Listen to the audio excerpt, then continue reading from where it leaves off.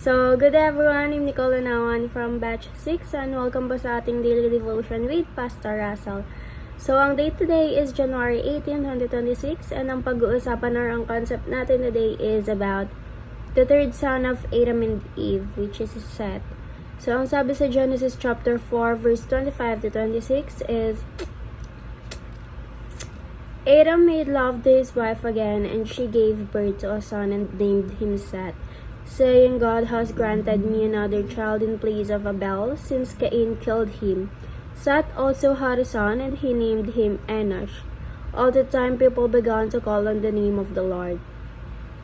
So, teachings number 1. God provides another messianic line through Seth. So, in Genesis chapter 45, after Cain kills Abel, Adam and Eve have another son named Seth. So Eve says this child is another seed in place of Abel.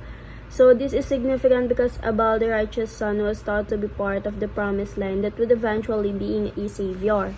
So but his life was cut short by violence. So Seth becomes the continuation of that righteous line. His descendants are the ones to whom the promises of God, including the messianic promise, continue, eventually leading to figures such as Noah, Abraham, David, and in Christian interpretation, the Messiah. Number 2, God preserves his plan even after tragedy. So when Abel is killed, it could have seemed that God's plan to bring his Savior was ruined. Instead, God provides Seth.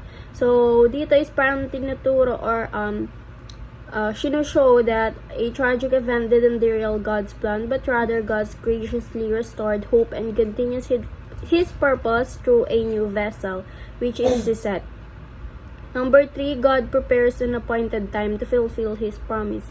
So in biblically or in Christian teachings, so God's plan isn't just about who, or it's also about when. So God's promises are fulfilled in His timing, not ours. So, dito is parang tinutukoy that appointed time, which is refers to how God worked across history. So, from Seth's birth to the eventual coming of the Messiah according to His perfect timing.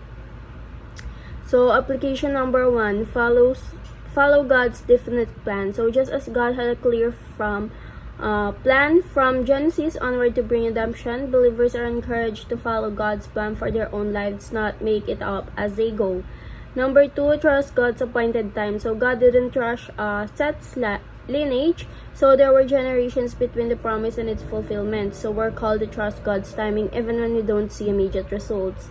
Number 3, play your role in God's story. So Seth didn't have a flashy role, but he was crucial in the continuity of God's plan. So similarly, each person's role, even if it seems small, matters in the bigger story God is weaving. So that's all po for today's daily devotion. Thank you po sa pakikinig. God bless us all.